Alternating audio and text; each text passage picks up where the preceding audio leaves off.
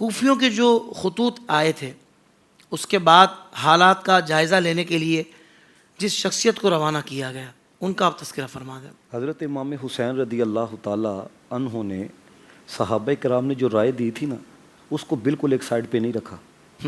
آپ نے حالات کا جائزہ لینے کے لیے حضرت امام مسلم بن عقیل رضی اللہ تعالیٰ عنہ کو بھیجا، اس لیے کہ اگر وہاں کے حالات ٹھیک نہیں ہوں گے تو پھر شرعاً وہاں کے لوگوں کی زبانیں جو ہیں وہ بند کروائی جا سکیں گی جی، اور اگر حالات ٹھیک ہیں تو پھر صحابہ کرام رضوان اللہ تعالیٰ علیہم اجمعین کو اس حوالہ سے مطمئن کیا جا سکے گا. اب حضرت امام مسلم بن عقیل جب وہاں پر پہنچتے ہیں تو معتبر کتابوں میں یہ لکھا ہے کہ 12,000 وہاں کے جو لوگ ہیں وہ آپ کے ہاتھ پر بیعت کر لیتے ہیں. اب آپ فوراً جو ہے وہ پیچھے خط پہنچاتے ہیں، خبر پہنچاتے ہیں کہ یہاں حالات جو ہیں وہ بالکل سازگار ہیں.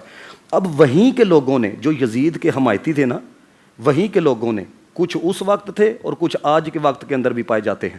اب ان لوگوں نے نعمان بن بشیر سے کہا جی بیعت ہو رہی ہے آپ کاروائی کیوں نہیں کرتے؟ انہوں نے کاروائی نہیں کی، جس کی وجہ سے کچھ لوگوں نے یزید تک یہ بات پہنچائی. پھر یزید نے انہیں معزول کر کے تو ابن زیاد کو وہاں کا گورنر مقرر کیا.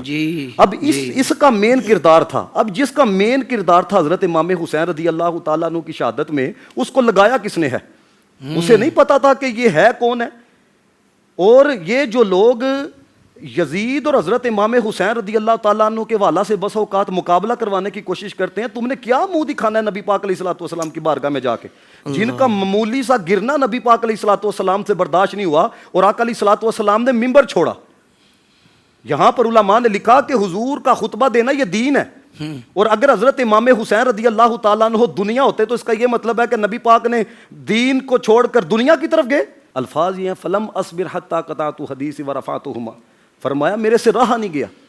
اب جو کچھ کربلا میں ہوا ہے اور جو کچھ اہل بیت اطہار کے ساتھ کیا گیا ہے، کبھی کوئی تصور کر سکتا ہے کہ نبی پاک علیہ الصلوۃ والسلام کے قلب اطہر پر کیا گزری ہوگی؟ اللہ اکبر اللہ. اور یہ جو آج یزید کے حوالہ سے بالکل کچھ تو نعوذ باللہ اس کو رضی اللہ تعالیٰ عنہ کہتے ہیں، کچھ اس کی شان کے اندر کتابیں لکھتے ہیں، تم نے نبی پاک علیہ الصلوۃ والسلام کی بارگاہ کے اندر کیا منہ دکھانا ہے؟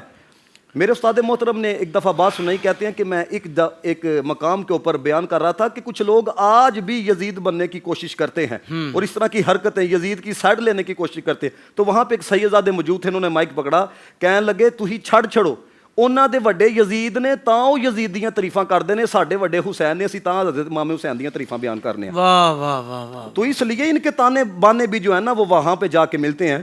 تو جب چونکہ خط پہنچ گیا تو حضرت امام حسین 80 لوگوں کے قافلے کے ساتھ آپ روانہ ہوئے، اور پھر راستے میں جب آپ کو خبر ملی کہ حضرت امام مسلم بن عقیل رضی اللہ تعالیٰ عنہ کو شہید کر دیا گیا ہے تو پھر چند لوگوں سے وہاں پر بھی ملاقات ہوئی. ایک جملہ جو فرزدق شاعر ہے مداح اہل بیت تھا، اس نے حضرت امام حسین سے کہا کہ آپ آگے نہ جائیں کیونکہ کوفیوں کے دل تو آپ کے ساتھ ہیں لیکن تلواریں آپ کے ساتھ نہیں ہیں، تلواریں یزید کے ساتھ ہیں. اللہ اکبر. اور پھر وہاں پر جب آپس میں قافلے والوں کے ساتھ گفتگو ہوئی تو حضرت امام مسلم بن عقیل رضی اللہ تعالیٰ عنہ کے بھائی نے یہ کہا کہ ہمیں کوفہ ضرور جانا ہے. پھر آپ کوفے کی طرف جب آپ روانہ ہوتے ہیں، کوفے کے قریب جب آپ پہنچتے ہیں تو حر بن یزید آیا. اس نے کہا کہ میں آپ کا وفادار ہوں، میں آپ کا احترام کرتا ہوں، لیکن چونکہ سرکاری نوکری ہے میں آپ کی بارگاہ میں یہ عرض کرتا ہوں کہ آپ کوفے میں داخل نہ ہوں. پھر حضرت امام حسین رضی اللہ تعالیٰ عنہ نے کربلا میں پڑاؤ فرمایا. اللہ اکبر اللہ. زندگی کے تمام شعبوں میں دینی رہنمائی حاصل کرنے اور آخرت کو بہتر کرنے کے لیے ہمارے YouTube channel Islamic digital studio کو سبسکرائب کر لیں اور بیل آئیکن بھی پریس کر لیں. قرآن سے بھی ملاتا ہے ہمارا